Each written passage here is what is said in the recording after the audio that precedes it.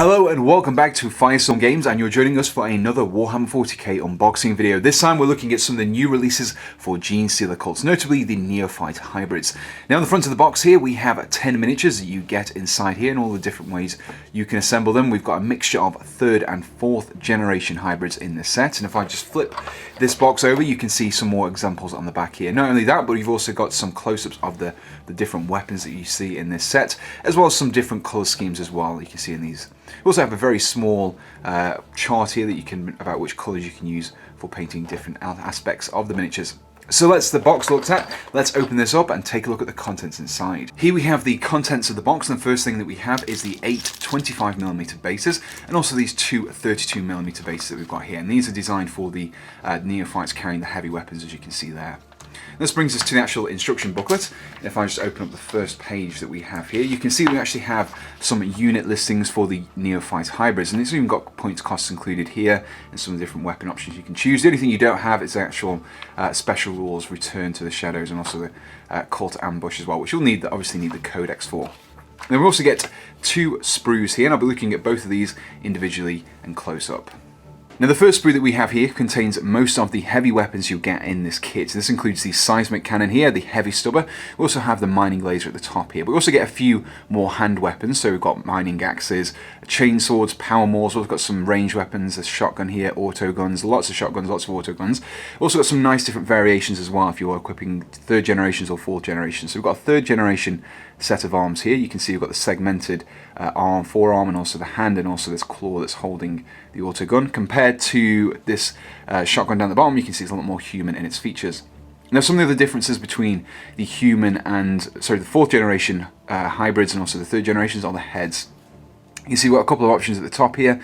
These are more for the actual heavy weapons crews. You can see they've got these masks and rebreathers just on the front there. Very nicely detailed indeed. I really like the kind of the combination of human and Genestealer on these kits. Very, very nice. Fits them both perfectly. Lots of heavy kind of mining equipment, and as well you can see the mining suits that we've got here. I like the segmented body sections as well. It reminds me of the Pure Strain Genestealers too. Now the next sprue that we have also has a lot more weapons. We've got some grenade launchers on here. I think we've also got a flamer there. We've also got some hand flamers somewhere along here.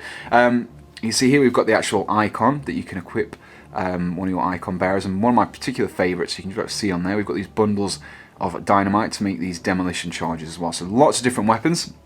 And we get a whole host of additional heads on here as well. As you can see, we've got the 10 heads that we've got at the top of these are the 4th generation ones, a lot more human-like in their appearance. We've got full masks like this, we've got goggles and visors, and then bear heads as well. And you can actually use these in combination with other kits like the Imperial Guard kits that we've seen in White Dwarf as well.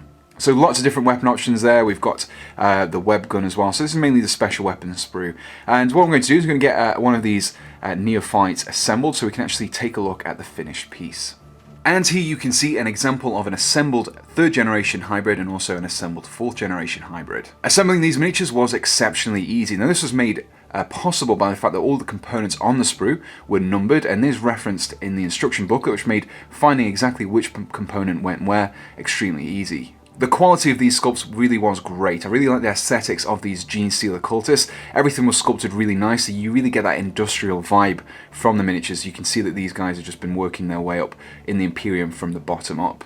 I really like how these guys are equipped as well. You've got auto guns and shotguns. Everything's very low tech compared to las guns and even bolters and things like that. Now, the special weapons are exceptionally good as well, because 2 of those are actually just repurposed mining equipment that's obviously been redesigned and employed as a weapon instead of a tool.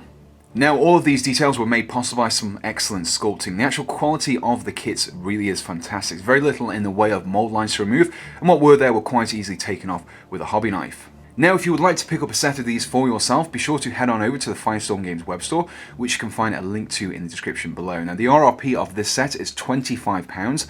However, it's available on Firestorm Games for £21.25, which is a nice saving there for you.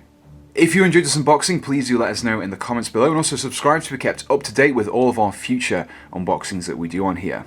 So thank you for tuning in, and we'll see you again on Firestorm Games.